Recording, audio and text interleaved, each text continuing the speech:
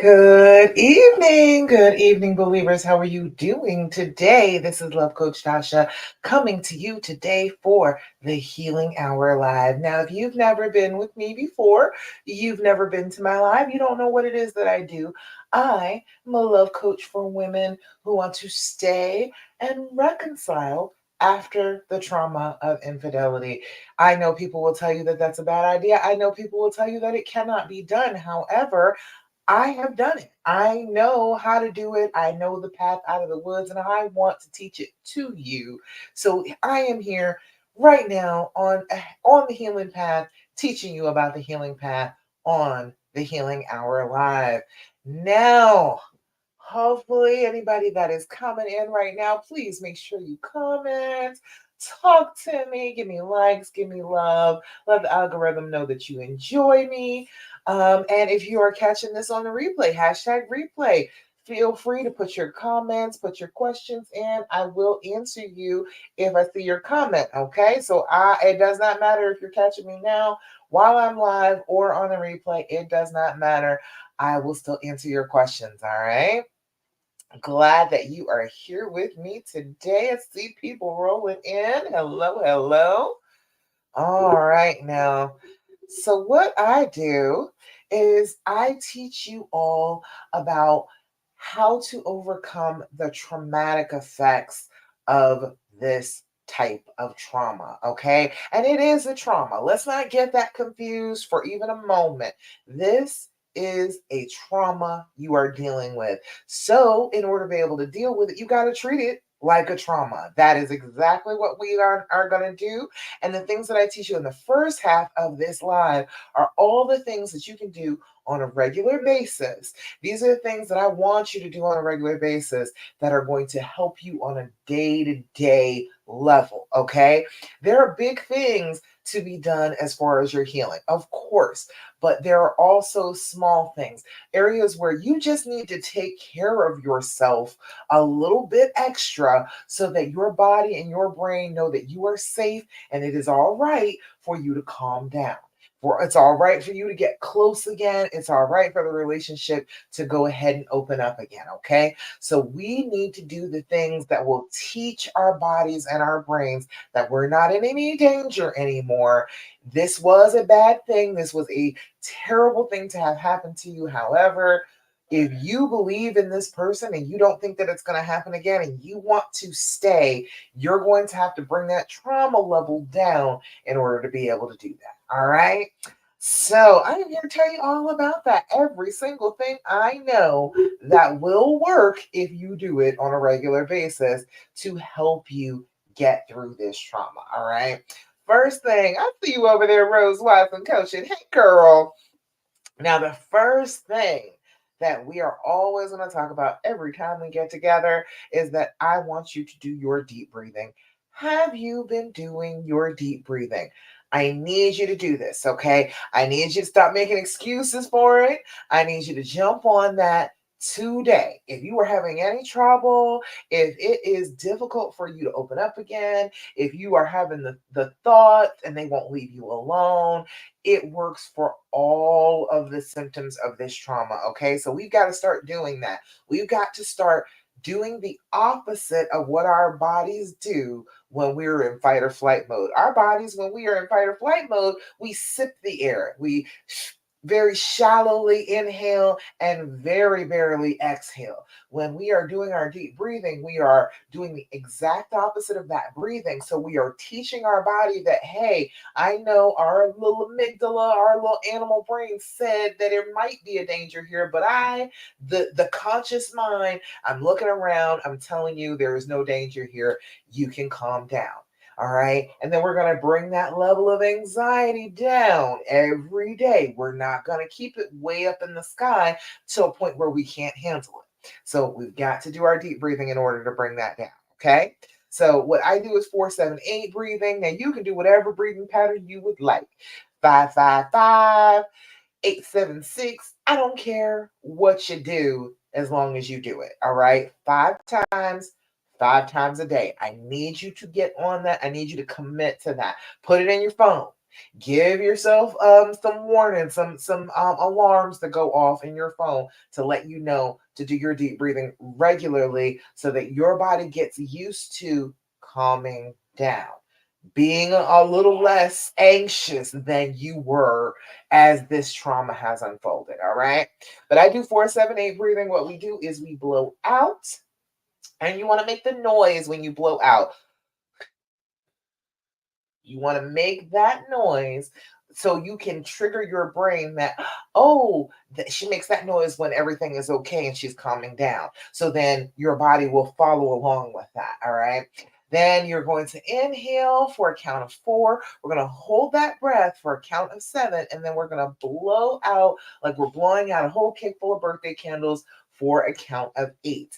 If you've never done this before, it won't take you long to get it. We're going to do it 3 times together just for the sake of time. But again, 5 times, 5 times a day. All right. I see you over there. I am DJ Q. I see you. Hey, how you doing? All right. So we're going to do our deep breathing together. Join me. Okay. We're going to do our deep breathing together. First things first, we're going to blow out. Inhale through your nose. 2, 3, 4. Hold it. 2, 3, 4, 5, 6, 7. Blow out. 2, 3, 4, 5, 6, 7, 8. Again. Inhale. 2, 3, 4. Hold it. 2, 3, 4, 5, 6, 7. Blow out. 2, 3, 4, 5, 6, 7, 8. Last time. Inhale. 2, 3, 4. Hold it. 2, 3, 4, 5, 6, 7. Blow out. 2, 3, 4, 5, 6, 7, and 8. Beautiful. I'm so glad to have you with me doing your deep breathing. How does it feel when you do your deep breathing? It should help, right? It helps your body, it helps your brain. Deep breathing always works. It is good for almost everything. If you're in a situation, you should try your deep breathing, okay? Any kind of situation. If it is troubling you, giving your mind some difficulty, do your deep breathing. You're getting oxygen to your brain. You're going to be able to think about it better. You are relaxing yourself, bringing your blood pressure and your pulse down a little bit so that, again, you can think a little bit better. So we've got to do this consistently. All right. Don't forget. I know everybody always wants to forget about the deep breathing. They always want to do it when it's bad. But we've got to start doing this when it is starting to creep up on you. Got to do this through the day so that you will not get completely out of whack. You won't be so far out of your comfort zone that you can't get yourself together. Okay. All right. Next thing that we are always going to talk about every time we get together. Hey, Jessica, thanks for the love. Every time we get together, we are going to talk about doing your journaling. Have you been doing your journaling? I need you to get on that. I need you, number one, while you're doing your deep breathing, go ahead and break out your journal and start journaling. I need you to do your journaling, and I need you to do that twice a day, okay? Once in the morning, when you first wake up, before you put foot to the floor, just write for a couple of seconds. Write about dreams. Write about things that are troubling you first thing in the morning. Write about things that you think you'll be able to handle now. Write about things that you wrote about the night before and you told your brain to work on them. All sorts of things. Give yourself 5 minutes in the morning. Okay. Write this stuff down. Get it out of your brain. Then get into the habit of doing it 5 minutes in the evening. Brain dump. Get it all out. Let your brain say whatever it is that it wants to say.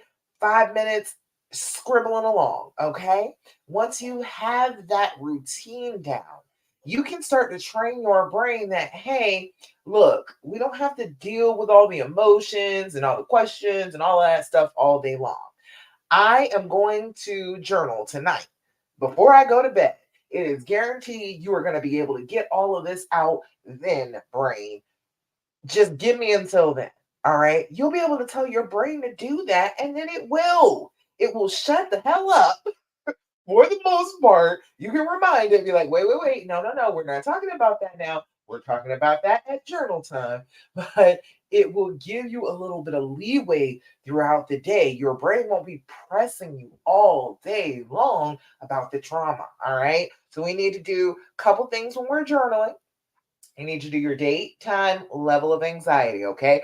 Your date and time is so that you can come back and you can know when things happen, what kind of triggers are happening with certain days of the week, certain times of the day. All sorts of things will be found in that data, okay? You got to write it down though for you to be able to go back and look at it, all right? If you're not writing it down, it's not going to do you any good.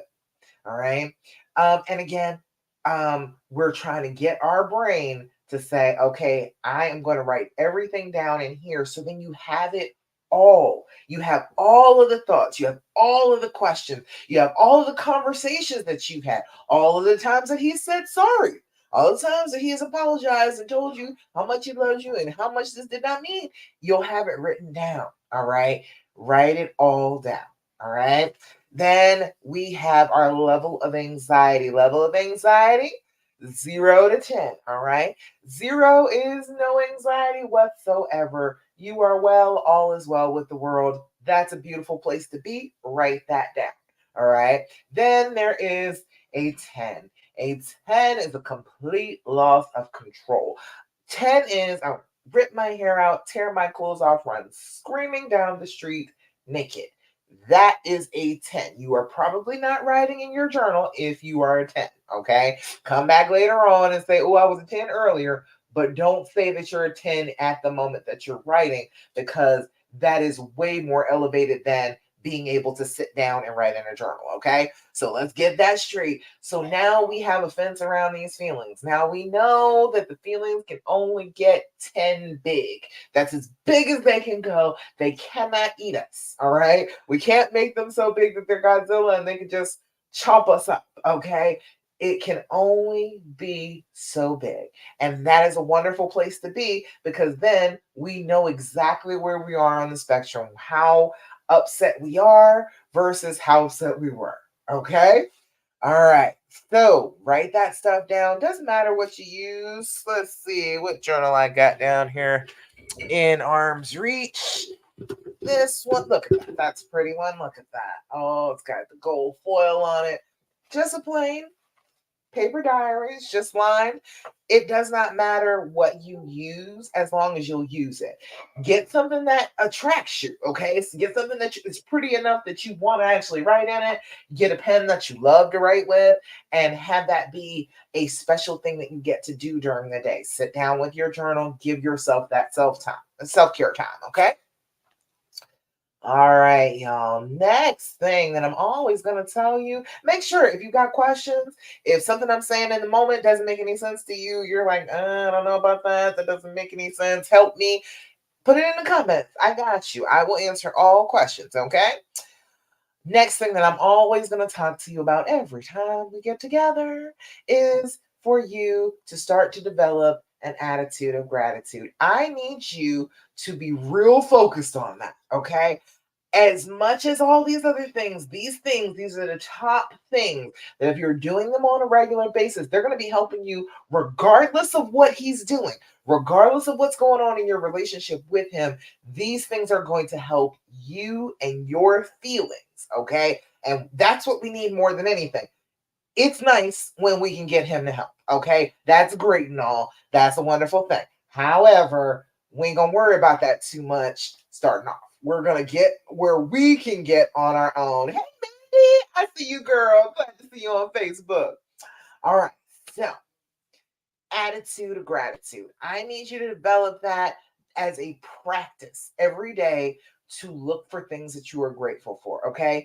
And I need you to just get yourself a jar, get yourself a little container, a little box you can decorate and put gratitude on it, however you want to do it. But every day, put a little slip of paper in it with two, three things that you are grateful for. Stick it in there. Come back after a whole moon cycle. Do that, started at the full moon, ended at the next full moon, and come back and read what you are grateful for. I'm trying to tell you, it will change your perspective. If you are looking for that on a day to day basis, you are teaching your brain that the automatic trauma response of looking for negative, looking for bad things, looking for things that are dangerous to you is not what you want it to do. You don't want it to look for the bad, you want it to look for the good.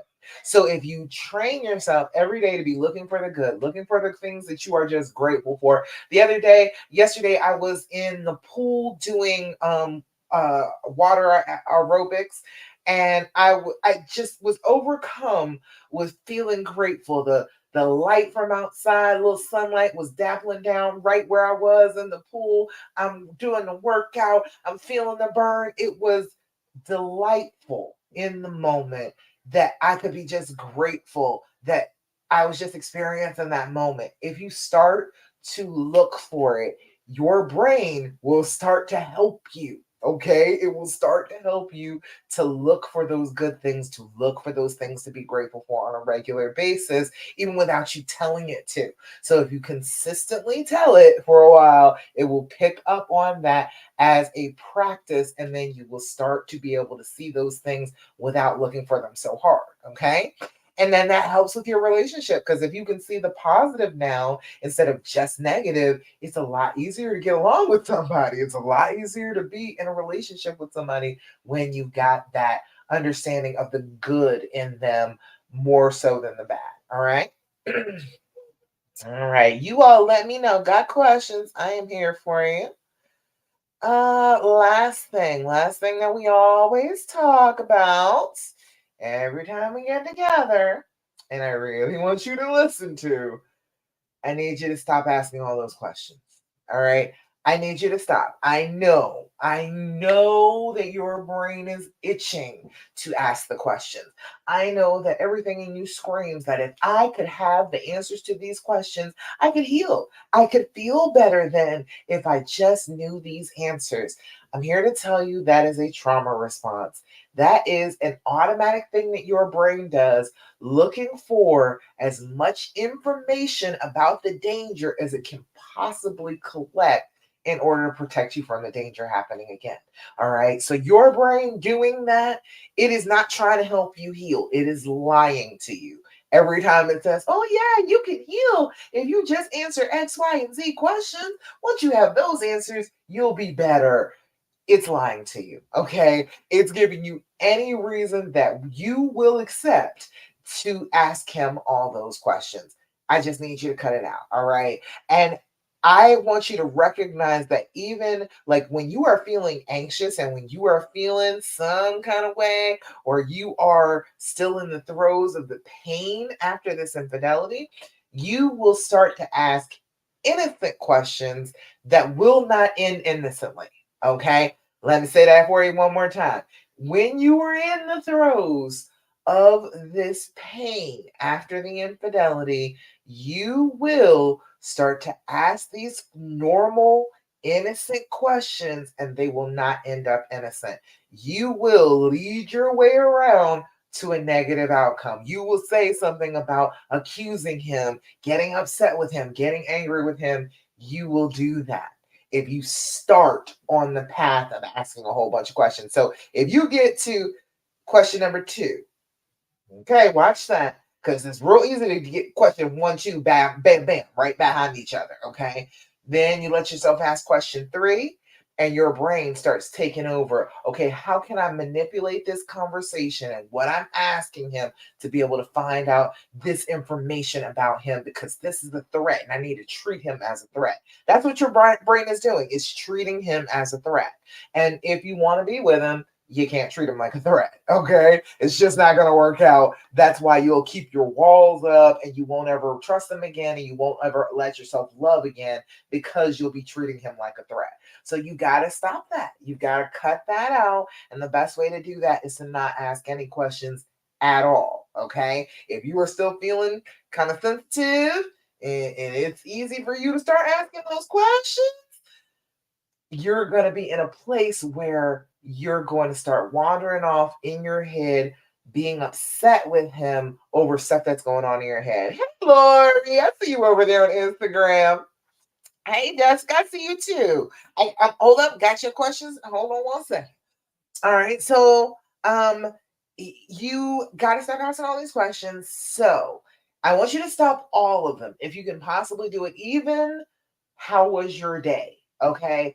If you have a question like that, flip it around into a statement. I hope you are having a wonderful day.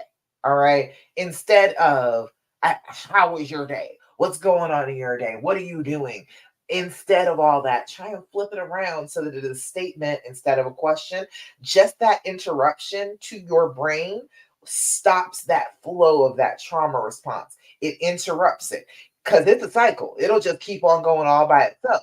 So if you go ahead and stop it by not asking a question at all, a lot of the time you can start to rewire the circuitry and get to a better place with the questions, with the thoughts. Okay. All right. See. So I got questions for you. Uh okay. Yes, Jessica. Yes, we're gonna answer. I'm gonna answer that in just a second. I got you. Give me like 5 minutes. Let me give you some questions instead of the questions that you want to ask. Because if your brain is itching like that, I get how difficult it is not to ask a question if your brain is itching like that. So if it is, this is a better way to go about it. These are the cards from the and THEAND. These are the healing edition deck.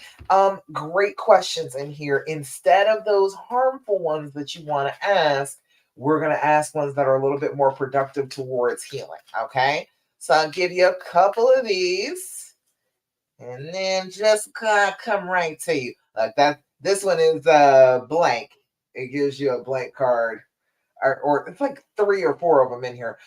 Filling your own question. Okay, you can do that, but let's not keep talking about the infidelity if you get that question. Okay.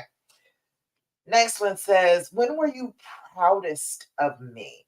That is a much better question to ask. Instead of asking about if he loved her or not, what did you do with her in bed, all of that nonsense. This is a much better question that you want to find out the answer to. When were you proudest of me? And then you'll have that information. You can duplicate that. You make him proud whenever you feel like it. All right. All right. Another question. What do my hugs feel like? That is a great one. Wouldn't you like to know from your honey what your hugs feel like? Now, that is only saying if you're being willing to hug, because if you're being stingy with the hugs, okay, and he tells you you're being stingy with the hugs, you have to accept that, okay? So this could go kind of either way. It depends on how you're doing. But like I said, I want you to do hugs 20 seconds at least starts the flow of oxytocin in your bloodstream. It will allow you to get closer to him. So 20 seconds of hugging, 30 seconds of hugging, and give it a good squeeze. Act like you really want to hug this person. You're going to feel better. They're going to feel better. And they're going to think your hugs feel like happiness and home. All right. Then one more. What do I always carry with me that you recommend I let go of and why? I tell you, these cards be reading my mind. Isn't that a good question? Now, if he says that it's the infidelity, okay, look, you want to heal, you want to ask questions, that's a real answer to the question. So, you got to be ready for this. If you're going to ask these questions, if you want to actually heal, and that is his answer, try and receive that, okay? What do I always carry with me that you recommend I let go of and why? And you maybe answering that question for him too. You could answer that one for him too. What does he carry around with him that he should let go? All right. Good stuff. Way better questions than the questions that you want to ask if you gotta ask a question. If your brain is craving it, if the loop is playing in your brain, you must ask a question. You're dying to. They're dripping off your tongue. Check that out. It comes from Amazon. It's like $30. Put the and in the search. Comes right up to their shop. I think it's like $30 for one of these now. And they have a whole bunch of different ones: long-term relationship, parent and child, whole bunch of good ones that have really good questions that you're going to want to ask your honey. All right. All right. See, so that's the beginning, all the good stuff that I want you to be doing every single day. Okay. Your deep breathing, your journaling, your gratitude practice, and not asking the questions. Need you to be doing those every single day. All right. And oh, I didn't even ask. Anybody got anything they're grateful for this Thirsty Thursday? Let me know in the comments anything that you are grateful for. You are like, dang, I can't believe my life is like this. I was in the pool. I'm trying to tell you, that light on the water, it just touched me. I was like, oh, it's so beautiful. And I'm here and I'm enjoying myself. I'm so grateful. It felt good, and it came out of like nowhere because that is a practice of mine. I make sure that on a day-to-day basis, I'm looking for those things that make me feel good, make me happy, and so my brain will find them without me even paying attention to it. All right. All right, we've got questions.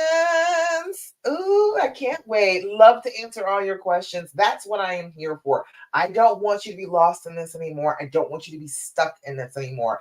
I am a font of knowledge about the subject of healing and reconciling after infidelity. I am here for you. I want to answer your questions, and I want you to know exactly how I healed, which is in the dreams formula. Okay. If you're watching me on Instagram, matter of fact, Lori, will you do this for me? Will you? Oh, you said you're grateful for me, Lori. I just saw that. Thank you. Oh, appreciate it. That warms my heart. See that I'm grateful for you. It just flows. Okay. But do me a favor, put in the word path and make sure that this is working. It should work. It's worked before, but sometimes it acts funny. Put in the word path on any of my videos, any of my lives on Instagram. It should send you the link to get my dreams formula for yourself. You'll have a copy right in front of you. You will know everything that I teach about healing and reconciling after infidelity. All of the things that you are going to go through as you were healing through this, they're going to be found in the formula.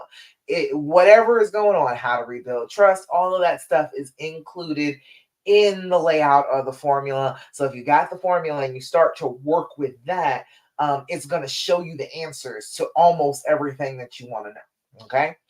And you can do it on your own, but I am also here to help you. So if you do need help, I am doing some one-on-one calls in the group. It's in there in comments. It's in the top of the group. It's in there, my Tidy Cow calendar. And over here on Instagram, it's in my bio. Okay. It worked. Fabulous. All right. Thank you. I'm so glad you did that for me. It definitely works. So just put path, PATH, for the healing path. You can put it in healing path too. It will work with that too. Put that into my Instagram. It will send it right on over to you. Okay. All right. Next thing, get some questions going. I love to hear your questions. All right, let's see. Jessica. Thank you for joining me, Jessica. And thank you for giving me a minute to get to you. He said, I'm almost 3 years from D-Day. I hate him saying I'm beautiful because that's what he said to her. Will that ever change? Absolutely, it can change, but you've got to be willing to let it change, okay? You've got to be willing to accept your due, okay? Because the fact is, you are beautiful. Whether he says that to anybody else on the entire planet, it is still true of you. So you've got to accept the fact that no matter what compliment he gives you, you deserve it. You deserve every single good thing he can say about you, every bit of honey he can drip from his lips. You need to be taking because that is your due. That is how you are supposed to feel about yourself. You're supposed to feel beautiful. You're supposed to feel like you're the queen. You're supposed to feel like you are goddess here on this planet. And no matter what he does, so whatever compliments he's giving you, he should be.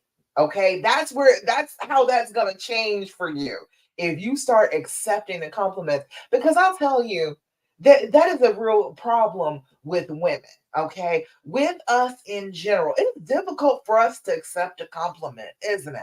It is a hard thing for us to let down those walls and say, I accept that goodness about myself. Even though I know all the bad things about myself. Yeah, I know. But the, the good things. Oh, the juicy parts. It's so hard for us to accept. All right. So what we need to do is we need to start accepting our compliments. We need to start accepting our flowers because we are due them. Okay. We are supposed to have them. Get an attitude that that is what is supposed to happen. So then she is irrelevant in that. It is your husband doing exactly what he is supposed to do with you. That's the whole problem after the infidelity. It gets all mixed up, and you're like, oh well, if he thinks that I'm beautiful, then he couldn't have thought anybody else was as beautiful as me. Okay, look, the whole thing about being pretty, being beautiful, is that we're all beautiful, okay? We are all individual, unique creatures on this planet. We are all individually beautiful, okay? But Christmas lights are beautiful and flowers are beautiful, but they're not beautiful in the same way, okay? So, regardless of her beauty, your beauty stands.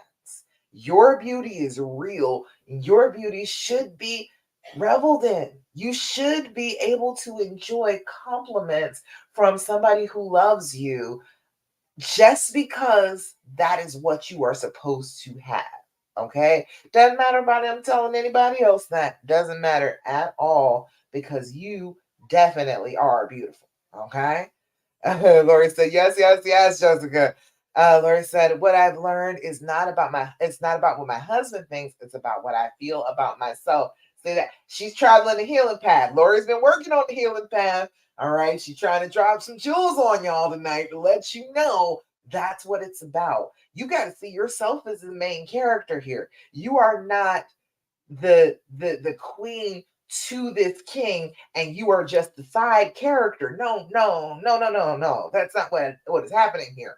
You are in your fairy tale. You have the person that you love the deepest, the most, and they love you just as much. They see you and appreciate you just as much, and they want to express that to you. You should be able to have that. All right. That should be in your life. Does that make sense to you, Jessica? I get that it's difficult to reconcile it. You're like, well, he thought that she was beautiful. And did that take something away from him saying that I'm beautiful? It doesn't. It doesn't take anything away from that at all. You are still gorgeous.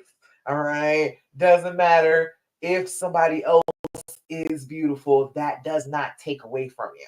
That's what your trauma will try and tell you, that you are diminished by this happening. That's a it's a trick. It's a tricky little thing that your brain does. Everything that it can do it with, it will tell you that you are a problem. You are less than, you are not enough.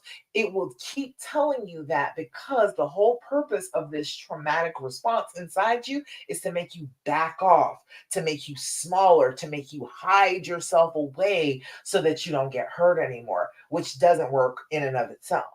So your brain is trying to convince you of things that are not true about you. And so when he says, oh, you're beautiful, it immediately goes to, well, if I was beautiful, you'd never be able to say she was beautiful, which is it's a crazy thing to think.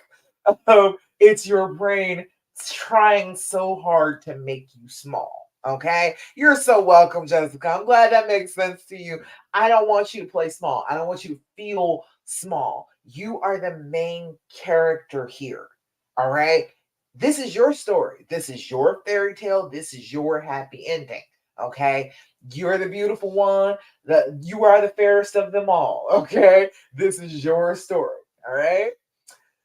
All right. Let's see what else do we have here. Got good questions today, I think. Caitlin said, why after cheating on you and leaving you would they come back into your life just to cheat again? Ooh, girl, she said a mouthful. Right? That is the question. All right. So They cheat on you, they leave, and then they pop back up, and then they're like, I will never do it again. And then they do it again. All right. The simple answer is that we tend to, as human beings, make the same mistakes over and over again.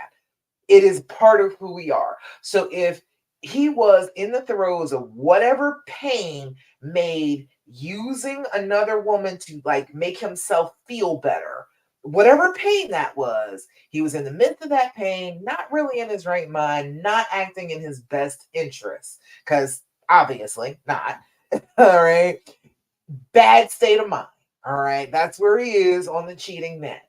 Then that bad state of mind done spiraled. It spiraled, it got a little lower, and he thought, if I leave and I'm with this person who's giving me about 20% of what I need, because that's what it usually is. About it's an 80-20 rule. Usually you get 80% of what you need when you're at home, but there's like 20% that's like missing from this one person. And so when you find that little bit of 20% with somebody else, it seems super exciting. And you're like, oh, I love this. And then they get out there and they leave you and they got 20%. And they're like, oh, I fucked up.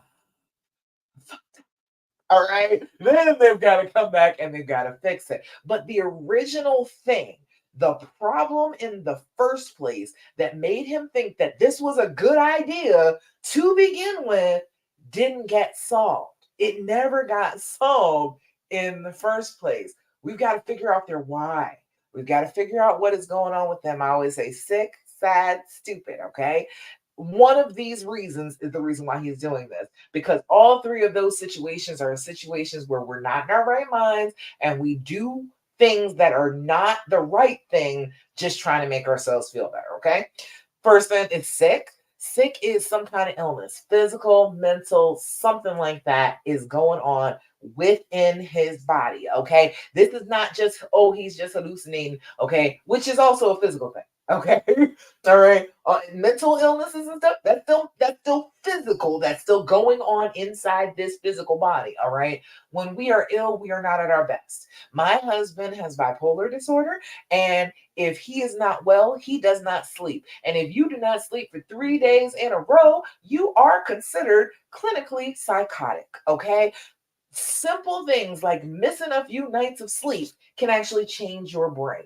So we've got all types of illnesses, and we are not at our best when we're sick. I was a nurse for 20 years. Let me tell you, there's nobody who's at their best when they're sick. You make messed up mistakes, you do things that are wrong on a regular basis when you are sick.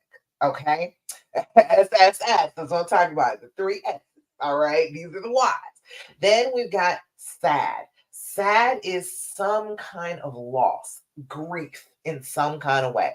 It is expressing a loss of something. And it could be a wide range of things, okay? It could be his ex-wife has gotten custody of his stepdaughter, of your stepdaughter, okay? And you're not going to be able to see her as much. It could be you got a brand new promotion and you're working extra hours and he's not seeing you. It could be he lost his mother. That is one of those things that you go through, and that is a phase of relationships, of marriages, is getting each other through the loss of your parents. Okay, this is all loss, and whatever kind of loss it is, we all respond badly to it. We're not real good about losing the things in our lives that we think should be in our lives. All right, so if he is having difficulty with something like that, lost something. All right, even when you get pregnant and you are internally focused and you're not paying him much attention anymore, yes, absolutely, that's one of those times. Okay, so I need you to understand that when he is sick, he's not going to do well. All right. And then stupid. Stupid is a fun one. Stupid is all about all of the crazy things we are taught about being in relationships with one another. All right. Men are taught from very young age. Oh, you got a woman? Well, you should get another one. You don't. You dating the sister? Okay, you should date the other sister. Oh, it's twins. Get the both of them. Okay, from a very young age. taught that they're not supposed to be virgins, that they're supposed to have all the sex that they can possibly have just to be men.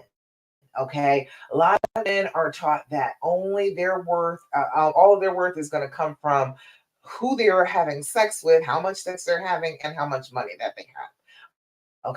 Okay, so that all of that, their moms cheating on their dads cheating on their moms, all of that type of stuff is stuff that will make them feel the stupidity of the world, and it teaches them the wrong things, and then they do those things because that's what they were taught. All right, a lot of us, we're all running on programs. Okay, don't think that he's weak or in some way inferior because he got caught up in one of these programs. Okay, because that's how all of us operate. That's why all of us got problems. That's why all of us need help with our issues, okay? Because we have been grown up in environments where the problems were a problem and it's no fun to deal with that, all right? So it could be a mix of all three of those. It could be just one. I tend to think that it's a mix of all of them. Usually that's what it is. And if you know that about your partner and you can start to help them with that, you can start to be there a little bit with them about the loss or the sickness or whatever it is that they are actually feeling, you're going to be in a better position for this not to happen again. Because that's why it happened again, is because we make the same mistakes over and over again when we're hurting. All right. Does that make sense? I know it's the roundabout way of saying it, but that's what happens. We do that as human beings. We tend to make the same mistakes over and over and over again. Um, people date the same type of people. They think have the same type of jobs that they hate, all sorts of things. Okay, so don't feel like oh, well, he's weak in some way. There's a problem with him because you're the same way. You've got that going on too. Okay. All right. Oh, Lord, they're trying to two factor me. All right. Let me see. I'm trying to see on Facebook. No, I can't see on Facebook. And I didn't bring anything in here. I did not do well at all with this. I don't know how I left my other phone. How did I do that? Anyway, let me see. This computer shut down. Hey, Dad, can you bring me the cord from my computer, please? Can you bring me the cord from my computer? He didn't hear me. And he's playing the game. Oh, bless his heart. But I can't see the questions now. What you call it? And this computer is trying to two-factor authenticate me, and I don't have my phone, and I don't have anything to do that with. So, and this phone and the computer died. Having a hard time here. All right. Oh, let me tell you, I wanted to tell you a little bit about the D then. I'll start with that while I'm waiting on him to do that for me. It's the square one that's plugged into the black power strip. All right. All right. While I'm waiting on that, I will tell you a little bit about the D. How much y'all want to bet he won't be able to find it? Okay, y'all be with me in a few minutes. We're gonna find out. All right. All right. So I wanted to tell you a little bit about the D, the decision. That's the first part of my dreams formula. I want to kind of go over it as I'm going through the next few weeks so that you can know exactly what it is that you're dealing with when you are trying to heal and reconcile. So when you are going through this, the first thing that is going to always help you in this situation is making the decision. All right. No, the big square one in black power strip. That's the phone one. Thank you. All right. A lot of questions that I get around the decision, I would want to try and answer a few of those for you today. The first one that I got is it possible for the relationship to survive after the infidelity, right? And it really doesn't seem like it. Some of the time it feels like the feelings are so overwhelming that you're never going to make it through. But I'm here to tell you, you really can't, okay? You've just got to work through this. We've got to work through our formula. We've got to make up in our minds what we want to have happen. Your brain right now is trained on the negative. And if you keep on listening to what your brain has to say about the situation, you're always going to feel like it's going to be negative. But if you make up your mind that this is a person that you love and you want to stay, not for the kids, not for the finances, because this is a person you love, you are going to make an easier decision when you do that. All right. It, it's attached to the bed. So you wouldn't be able to find it. Right? Right. You see my phone? If you see my phone, just hand me my phone. Two-factor authenticated. Yeah, yeah, yeah. You got it. Thank you. Appreciate it. I meant to bring it in here with me, and I forgot. All right. He got it for me. Yay. I interrupted his game and everything. Oh, Lord. Now turn off all the light. I'm having a hard time today. Okay. Be able to see everything again on my computer screen. Because it'll be plugged in. All right. All right. So, yes, you absolutely can decide that you want this relationship to survive and it can survive. Okay. You've got to make up your mind that that's what you want. And then you have got to follow through and do the things that line up with that decision. You've got to do the actions of and happiness and peace and forgiveness and trust. You've got to do the actions of those things. You got to do the actions of healing and not the actions of hurting. The actions of hurting, they're going to come supernatural to you. You are going to feel those things and they're going to rise up in you. And you know that you're about to say something wrong. You know you're about to say something that's mean. You know you're about to say something that's going to start an argument. But your brain is going to be saying, but you're hurting and you get to say that and you're justified. Well, if you keep being justified and being mean to your partner, then you can't be mad that he felt justified in being mean to you. If that is the way that the relationship is going to go, then yes, the cheating is going to happen over and over and over again because it's going to be a big cycle. You've got to take yourself out of the cycle. You've got to make it so that you are not doing the same things that you were doing when you were the most in pain and the most in the fear. You cannot keep doing that and then cultivate love. It does not work that way. All right. So we've got to make up our minds about what we want to do and then do it. Okay. Oh, yay, I'm back. All right. Yeah, I didn't bring anything in here with me. You can still hear me. It was just, I don't know. It was giving me a hard time. Everything was giving me a hard time at the moment, but it's all back up. Just needed a plug. All right. What's the other question?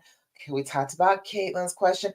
Alma's got a good question. Alma said, is it normal or okay to not give in 100% to the relationship after being scorned from betrayal?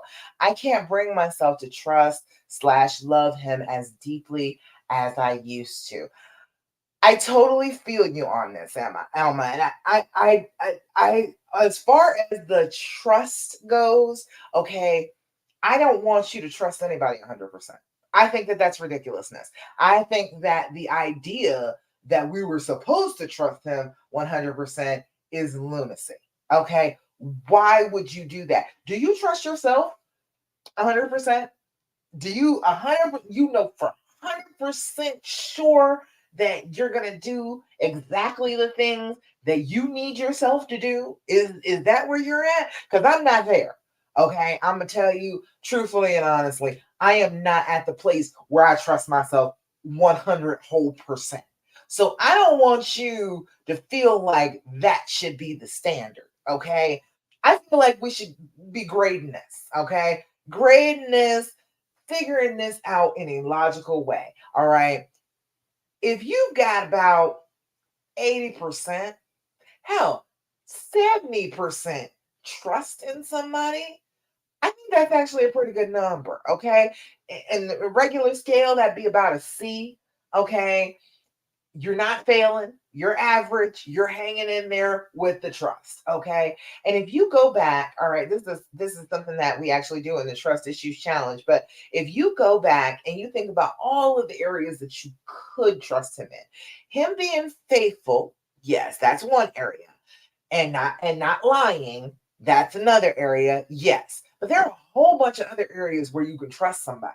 You can trust somebody to go to work on time and bring home the paycheck all right. You can trust them not to go out and have addictions that ruin your life. You can trust them not to purposely hurt your feelings with their words and be vicious to you. You can trust them to be a good dad. You can trust them to treat you well as a person, like you as a person. There's a lot of different areas that you can trust somebody back and forth. And if you add up all of those areas and average those out, usually, if you really think about it, you're at that 70% level already. Think about right now, if you were to give yourself a grade on it right now, and everybody who's with me, if you were able to give yourself a grade on it right this second, like where would your trust be? All right. And my husband, yeah, I didn't trust him very much to find this doggone cord, but I thought he could. I thought he could. I was trusting him to do so, but I was like, I don't know. But like 90% is where I'm at with him. I don't trust any other person 100%. I think that that's a crazy thing to do. I think trusting him about 90, and I trust me about 95, and higher levels than that is left for the angels, okay? That is too much trust to be given a physical human being on this planet. We all got too many problems for you to be doing that. And 90% is just where I am right now. But even at our worst, I didn't want to leave him. I still trusted him enough that I believed in our relationship. So that couldn't have been zero. It will feel like it's zero, but it couldn't have been zero. So, even then, I think it was maybe around 70%. But like I said, that's still a decent grade. That's still, you are passing. Okay. Then you work on it. Then you look at them. Then you see that they're not doing the wrong things on a regular basis. Then it can increase a little bit. But realistically, I don't want you to try and get to 100%. I think that maybe that's the idea from the patriarchy, that we had to trust them completely 100% because they were taking care of us. And I don't know, maybe that's what it was. But no, I don't think 100% is a reasonable thing to ask of yourself. Okay. As far as love, all right, that's the A part of the dreams formula. We've got to allow that healing to happen. If you are pulling away lovingly, if you're not doing the things that you do as a loving person in a loving relationship, you're not going to feel the love. That's what you got to do. You got to practice love. You've got to practice doing the things, the actions of love, instead of the actions of fear and distrust and anger and bitterness. You've got to do the actions of the fear more than you do those other actions, and you're going to feel it. Okay. And that's what it took for me. I had to work on that. I had to get close again. I had to be willing to kiss and hug and spend time and hold hands and watch the TV shows and everything again together without feeling like every moment had to be dedicated to the negative feelings that I had about him cheating. All right. So if you are able to figure out some of the things that you did when you were in love and you were happy, the things that you did just out of the kindness of your heart, do those things again and tell your brain, hey, we are doing that out of the kindness of our heart again. This is a person that we love. We are treating them to this particular behavior. We are doing this because it's what we want to do. So I don't want to hear any stuff, brain. I don't care if you're upset and you feel like this is a danger. I am still going to act with love towards this person. And if you start to do that again, whatever you tell your brain to do, it will start to do. If you start looking for gratitude, it will start helping you look for gratitude. Okay. If you start being loving, it will help you to be loving. It will, whatever you train it for, is what it's going to do. Okay. So we've got to work on that. We've got to be doing that consistently. And that's going to build that love back up. I have loved my husband deeply, madly, truly since the first moment I talked to him. Okay. I have known the entire world felt like it shifted about 90 degrees when I first heard his voice on the phone. Okay. I knew I loved him. That type of love doesn't just disappear, okay? If you loved him like that, it didn't go anywhere. It just got buried a little bit underneath some of the pain, some of the layers. We got to clear off some of the layers, resurrect that love, get it going again, and start actually enjoying that love again instead of letting our brains just ruin it. And oh no, you shouldn't let that wall down because he's going to hurt you again. Well, he's going to hurt me regardless. I'm going to hurt him regardless. That is part of an entire lifetime together, and why they said for better or for worse in the wedding vows. So I knew that already, brain. I appreciate the warning, but I'm going to enjoy this good period while I can enjoy it. I'm not going to wait around for the bad thing to happen. I am going to enjoy the good while the good is here. Does that make sense to you all? I don't want you living in the fear and living in the anger and feeling like you can't feel the love. You absolutely can. You just got to allow yourself to do that. You got to tell your brain that you are not in any trouble and you are going to do it. All right. Mindy says, thank you so much. I was regressing. Oh, girl, it's so easy. You've been going through a lot of life changes, though. You just bought a house. Yay, Mindy. That's something to be thankful for this Thursday, Thursday. But yeah, you just bought a house. Super stressful, major life stressor.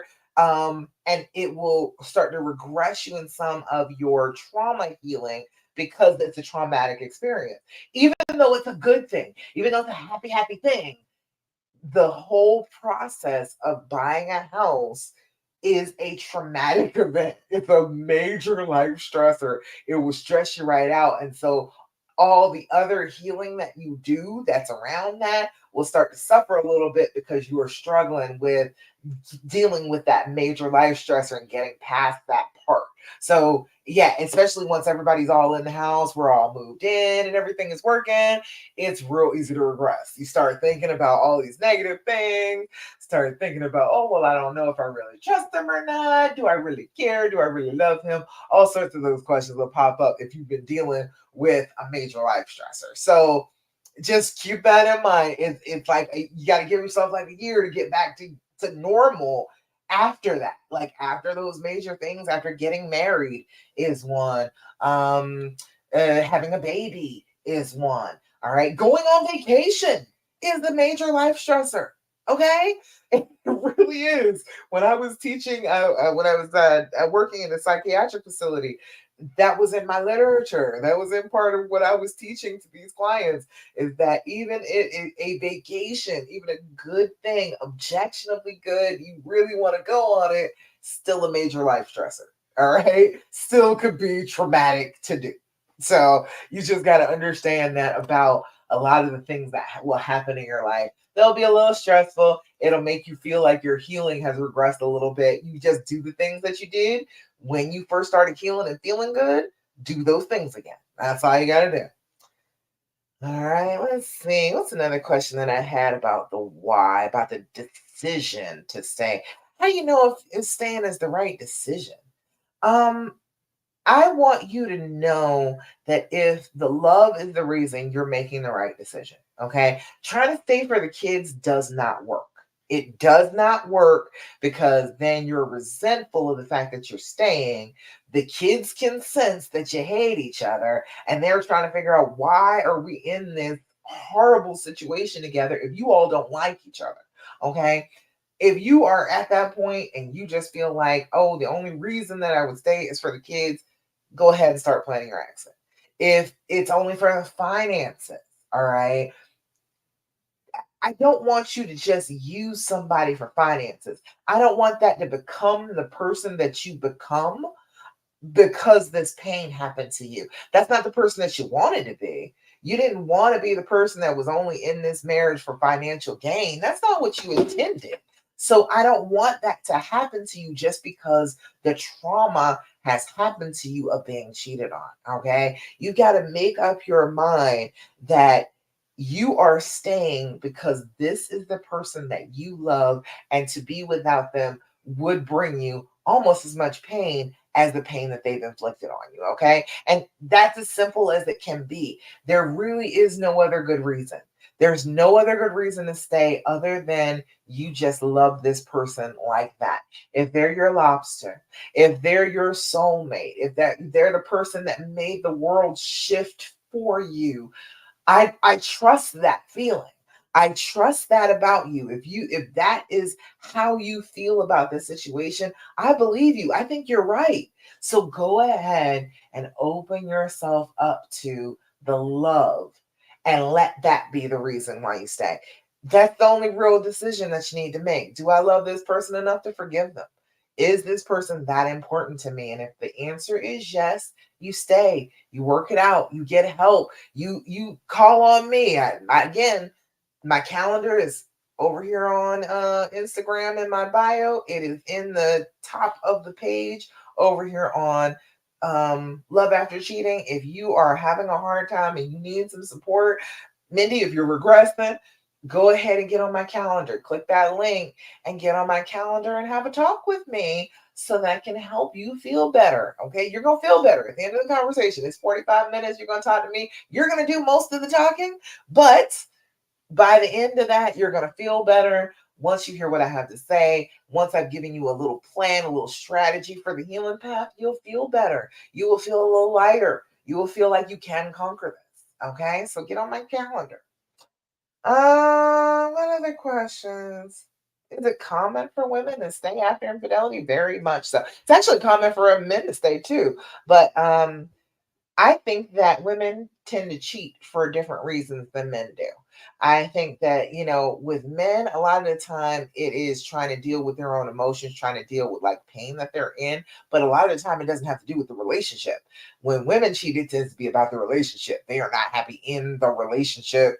They are checked out and they don't want to be there anymore. So they're kind of sabotaging. I think that's like the difference between what men and women do. I it really is one of those things.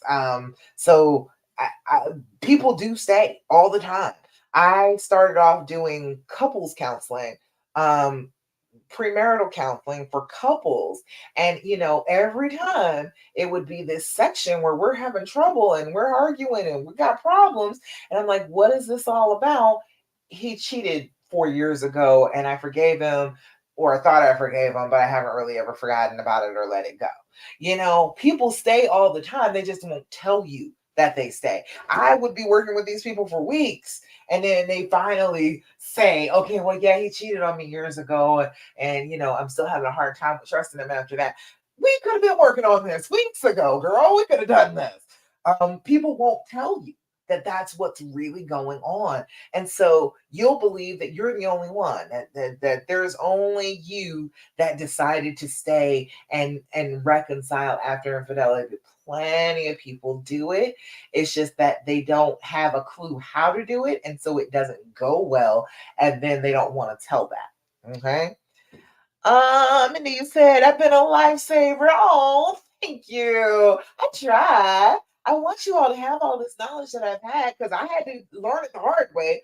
So I might as well go ahead and give it to you all for free. Okay. I don't want you all to be out here struggling without this information when you could be thriving with the information. All right. That's what I want for you. I want to be your relationship fairy godmother, girl.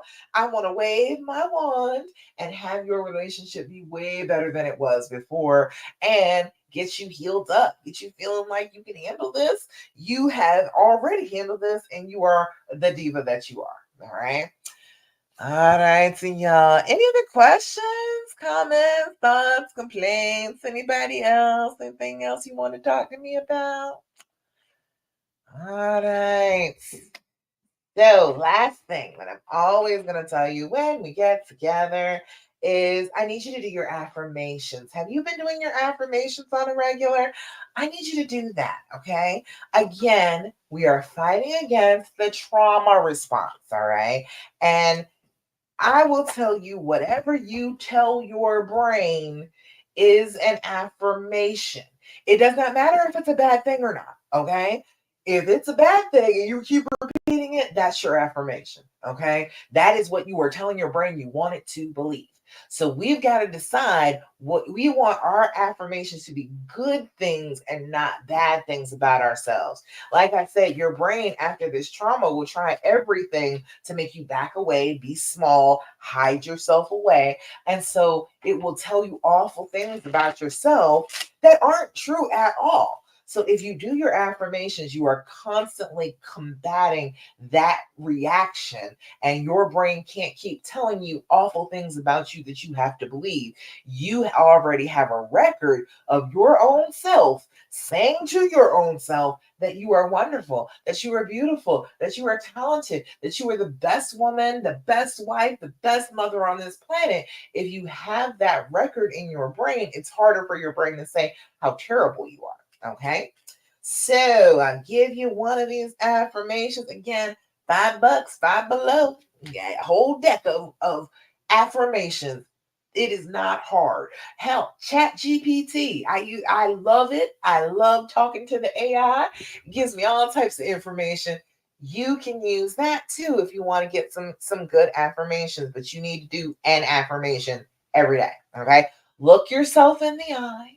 Look yourself in the camera. Doesn't matter what it is. Look yourself in the mirror and tell yourself the affirmation like you believe it with all your heart. Say it like it's true. Say it like you know it to be true. Say it like you have the authority to make it true. Okay. And then repeat it through the day over and over and over again, telling yourself the good stuff. All right. So today, I am persistent. Today, nothing will stop me from accomplishing my goals. Nothing will stand in the way of my happiness. Ooh, I love that one. Today, I am persistent. This is good stuff. Tell yourself nothing's going to stop you from accomplishing your goals. Make one of your goals, get on a call with me. Okay.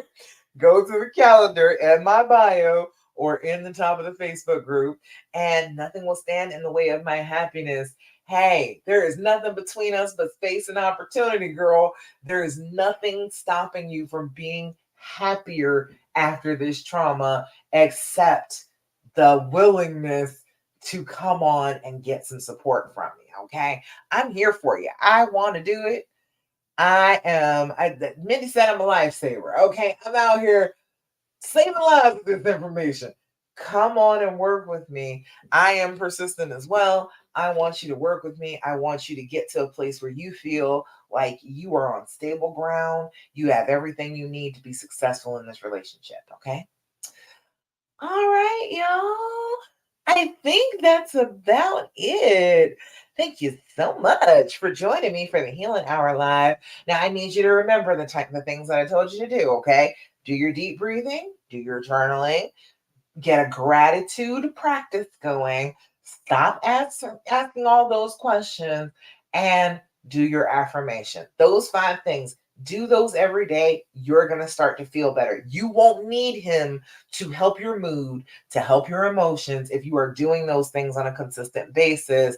Then, once you've gotten yourself to a baseline, then you can add in stuff with him, work things out alongside him because you're on stable ground. Does that make sense? I hope that makes sense. In the meantime, I am so proud of you for working on this, for trying so hard for love, and I love you, okay? I will be back again, not next week, because next week is Halloween. So I will be back with you on the first Thursday of November, which is November 7th, which is my sister's birthday. But I will be back with you 9 p.m. Eastern Standard Time for the Healing Hour Live on November 7th. All right. Until then, get on my calendar, get how to heal and reconcile after infidelity, and let me know if you have any questions. I'm here for you. I want to answer them. Okay. All right, y'all. Thank you so much for joining me. I will see you again on the 7th. All right. Bye. Bye, Instagram. And bye over here, Facebook and YouTube. Bye.